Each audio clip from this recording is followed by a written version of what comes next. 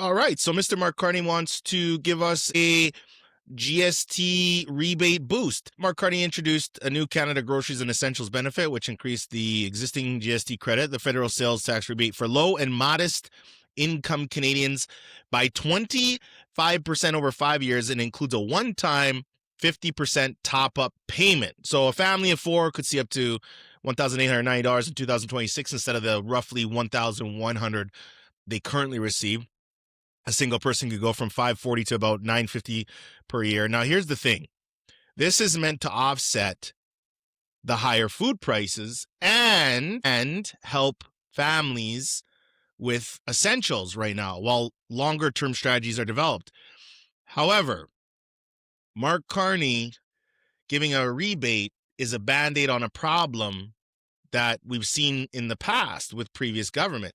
It does not solve the problem, which in my opinion says there is going to be an election that is going to come as a result of this.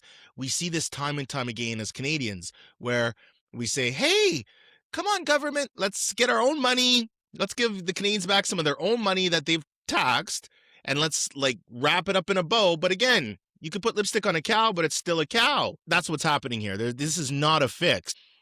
The extra money that Carney's giving won't even, the average family going to the grocery store, this won't even give them a round trip, meaning, they'll probably still have to come out of pocket because the food prices are just astronomical. The highest inflation in a G7 country. So I want to know what you think. Hey, this food rebate, is this going to help, or is this, again, just another Band-Aid?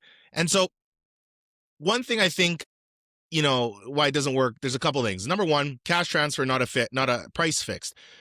So boosting the GST rebate gives people more money to spend, but it doesn't lower grocery prices. Food cost inflation in Canada remains high. Now here's what's going to happen. The government's going to give money, and this money is money they don't have, which guess what's going to happen? It's going to boost inflation. So you're doing this, running on the treadmill, coming right back to where you are, where the problem has not been fixed.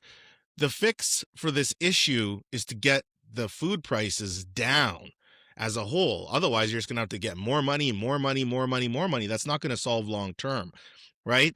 The benefit only helps people below certain income thresholds, meaning middle and higher income Canadians might see no direct relief, even though they still feel food inflation in their weekly budget, right?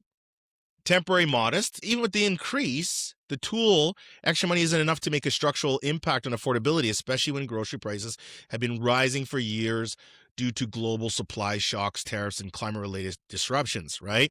And again, the final point why this does not help is it does not reduce prices at the store. And that is where we need to see the biggest change happen, right? In political circles and social platforms, many Canadians are interpreting the rebate as much more than a policy fix. This is to be seen as an affordability signal with rising costs of living, groceries, housing, childcare. Governments often use cash relief measures before elections to address voter frustration. A GST credit boost gives people quick, visible support, even if it doesn't solve the deeper problem. Now, opposition comments also echo political timing. Conservative leader Pierre Poilievre criticized the rebate as insufficient and framed the government as having poor affordability strategies. Despite criticism, his party indicated it would allow the bill to pass, indicating political theater rather than outright opposition, right? Now, again, I just, this has happened before where it does signal that election could be coming because, what's going to happen? Hey, I just gave you some money back. We're trying to help you with this cost of living. We're the good guys here. We're trying to help out the average Canadian, right? It's just a circus, right? And again, there's nothing better that a Canadian could do for themselves right now than just be informed. Even as you're listening to this right now, don't take my opinion for it. Don't take anything I say. It's totally fine. Go online, go to ChatGPT, go to Google, read up on this stuff. This is absolutely crazy in terms of the inflation in this country. We go to the grocery store, my wife's like, look, we get blueberries, we're getting all these recipes. And not to mention, this stuff is expensive. It looks like crap. You're getting bottom of the barrel produce in some of these places. And so you are paying top dollar for low end, which this is ridiculous. It's bad economics. So Canadians, what you think? Let me know in the comments. Lots of stuff going on in the world. It's spicy. We know what has happened in Minnesota with Alex Preddy.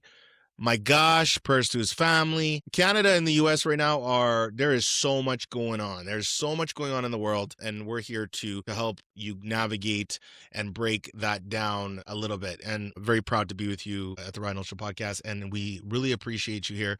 And please head over to YouTube and subscribe and do all those things. We're so glad you enjoyed this episode of the Ryan Holtz Show podcast. Please don't forget to smash that 5-star review, as Team Holtz will love you for it. Also, say hi to Ryan anywhere on social media using the handle at RyanHoltz1. That's RyanHoltz, the number 1. And if you or your business is looking to expand your brand, book a brand jam with Ryan using the link in the show notes.